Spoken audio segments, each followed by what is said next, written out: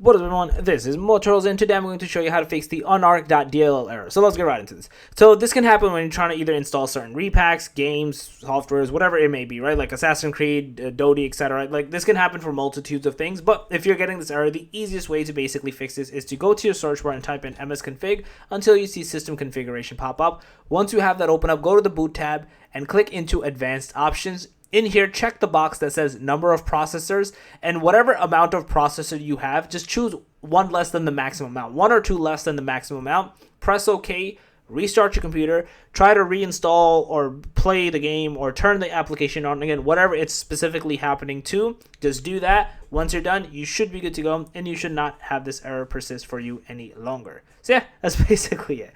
If you guys have a video, please smash that like button. If you guys are new to the channel, make sure to subscribe and click that notification bell. And that Motorturtle's out. Peace.